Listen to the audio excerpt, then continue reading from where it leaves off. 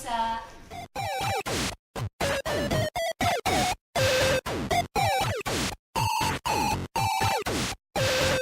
Hi, I'm Andal.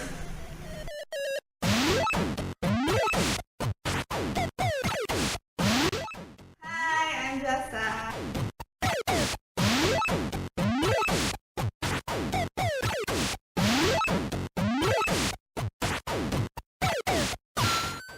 Because of the increased need of income among fishermen, some would engage in illegal and improper exploits. Here are some of the examples of the fishing methods which people should stop doing. First is overfishing. It is the method of taking more fish than what is sustainable. Protecting fish stocks from overfishing and maintaining them at sustainable levels is fundamental to securing a sustainable future for the fishing industry. Second is bycatch. It is the incidental catch of non-target animals during fishing. Animals become hooked or trapped in fishing gear when attracted to the fish in the gear, or they are simply unable to avoid accidental entanglement in the fishing gear. Species caught can be sold, preserved, or discarded. Third are discards. It is the proportion of unwanted bycatch animals that are thrown back into the sea after they have been caught in fishing gear. They are usually referred to as fish bycatch, but can include other animals caught incidentally. Most animals caught that are discarded do not survive after being thrown back into the sea.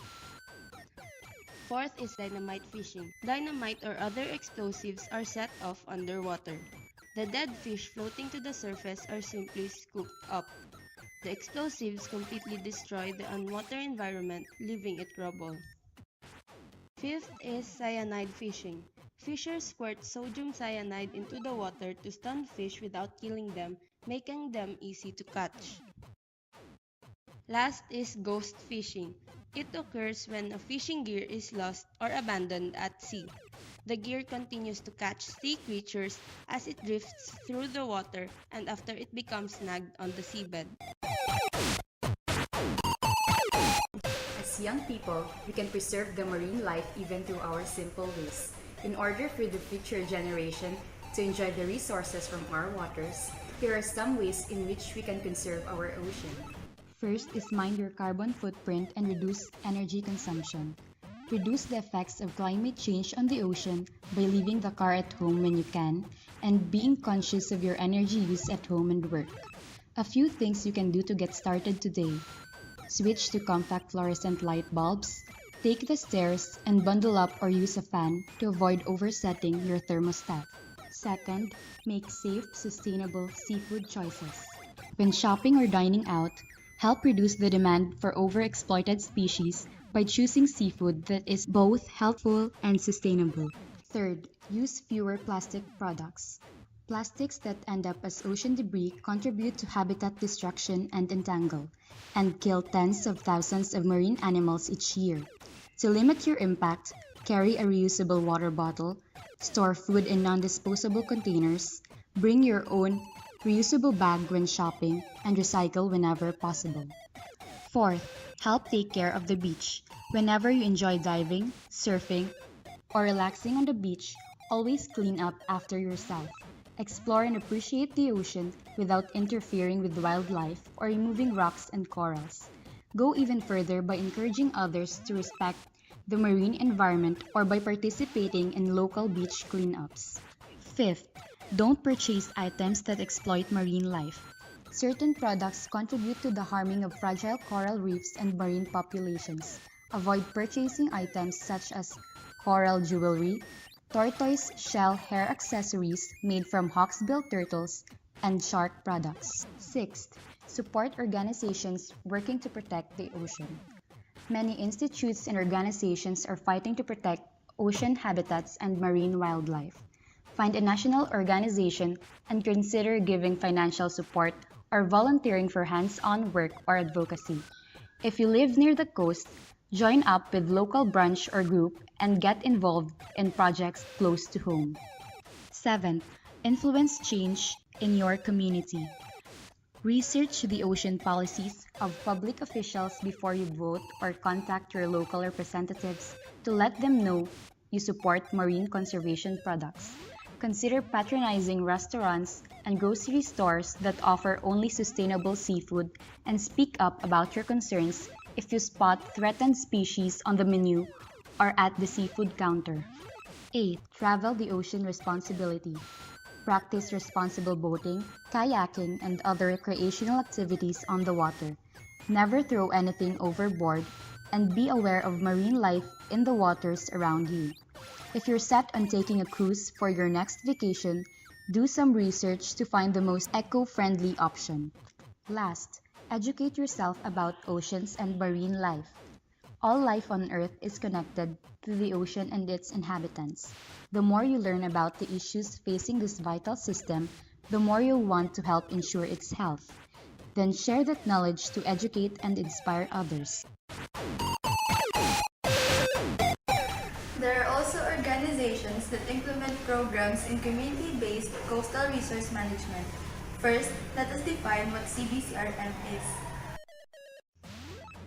Community-based coastal resource management is a comprehensive strategy that seeks to address the multifaceted issues affecting the coastal environment through the active and meaningful participation of coastal communities. More importantly, it seeks to address the core issue of open access with all its inefficient and iniquitous consequences by strengthening the community's access and control over their resources. CBCRM also follows a general list of principles. Empowerment. In coastal communities, empowerment is the development of the ability to exercise management control of resources and institutions to enhance own livelihood and secure sustainable use of resources upon which communities depend. By strengthening the community's access and control over coastal resources, there is greater chance that economic benefits will accrue locally. Equity. Equity means that there is equal access to opportunities among people and among classes. Equity would be attained when small fishers have equal access to the opportunities that exist for the development, protection, and management of coastal resources. Ecological soundness and sustainable development. Sustainable development means seriously considering the state and nature of the natural environment while pursuing economic development that does not compromise the welfare of future generations. Caring for the environment is integral to the principle of stewardship, which recognizes that people are simply guardians of this earth. Respect for traditional or indigenous knowledge. It recognizes the value of indigenous knowledge and wisdom. It encourages the adoption and use of traditional or indigenous knowledge in its various activities and processes. Gender fairness. It recognizes the unique roles and contributions of men and women in the productive and reproductive spheres. It promotes equal opportunities for meaningful participation of both women and men in resource management. CBCRM also implements the following components. Community tenure improvement. Resource tenure improvement means gaining or ensuring access and management control by the community over productive resources. This is also called the clarification of use rights or community property rights. Operationally, this means institutionalizing access and control through national or local policies or legislation. This is largely achieved through the effective community organizing and policy advocacy work. Capability building. Capability building means empowering the community through education, training, and organizational development. Environmental or conservation education is a critical part of capacity building. It helps to build a common understanding of the often complex and interrelated aspects of coastal resource management. By emphasizing local issues, environmental education can build awareness and skill that contribute to the capacity of individuals and communities to effect change. Environmental conservation. Environmental conservation focuses on the rehabilitation, enhancement, and protection of the coastal habitats. Environmental conservation should cover the various coastal ecosystems because these ecosystems are interconnected from the watershed to the open sea. Environmental conservation is closely linked with regulation and strict enforcement of environmental laws to minimize the damage impact of some activities on the coastal resource base. We interviewed a number of students with a similar question, that is, for you, what is a fisherman's hope? Here are their answers. The fisherman's hope is his family, his source of strength, and his motivation to keep on fishing. A fisherman's hope is that the marine life would be sustained in the years to come and that the fisheries sector would be given a more than just enough attention by the government. Na sana hindi maging sobrang selfish yung mga malalaking kumpanya sa pangingisda. A fisherman's hope is a better boat that can withstand winds and waves to cast his nets and catch fishes. I remember a quote by Aqua Sci. She said that if we take care of the sea, it will take care of us. The sea is the provider of the fisherman's livelihood. So basically, the fisherman's hope is the sea. Is only for his safety. To see abundance of fishes so he can fish daily in order to provide for his family and also for a better future. People will be more aware of their actions that affect the sea. Para sa akin, isda po. Kasi kapag maraming isda, maraming pag-asa. Di tulad sa pag-ibig, dapat isa lang.